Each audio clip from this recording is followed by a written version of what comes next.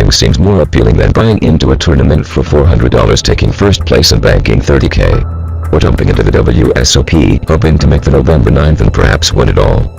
Those are the very best results for full-time tournament players, and simply cashing out the pretty good results.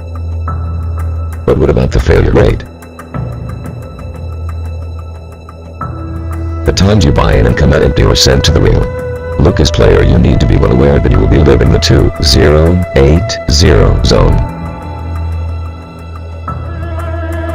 There are 3 reasons why this mathematical equation is so profound. Number 1, which is all about the bad beat. Remember that tournament play favors weaker players to a degree. That is because of the chip value based gameplay, so people will play weak inferior hands unintentionally and crack your pocket kings. This happens every day of every event anywhere in the world. Bad beats are 60% of the discussed and 80% failure rate. So you're in situations when you get in good and lose, but when you get it in behind it never seems to fall your way. 2009 main event Phil Ivey and Ace King Moon and Ace Queen Moon splashes a queen. The great Ivy was sent to the real. So no matter how good you are, you can't dodge bad luck. Number 2 are cold deck situations where you have pocket jacks and the villain has queens or they have aces. You have king kong pocket kings. This happens nowhere as much as bad beats, but it happens enough to make you go crazy. Or I should say it doesn't happen often, but when it does it's totally unexpected. Also it cuts pretty deep when you just suffered a few bad beats prior when dealer run bad period keeps moving along. Number 3 is overall bad play on one's behalf. See, it takes a lot to be a successful player on any level. There are things you need to have set in stone so you can keep that 80% failure rate there and not go under the 20% winning rate.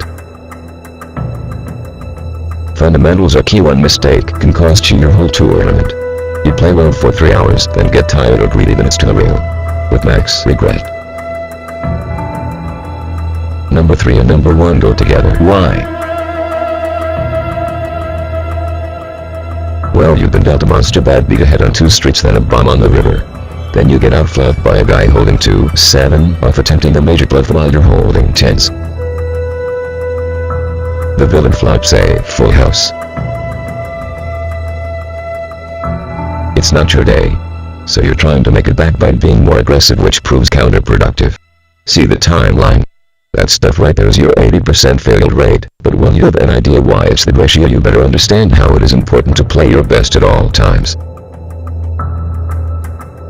One last note, bankroll management again is critical. You must manage your 20% winnings to withstand or counter the other losing percentage.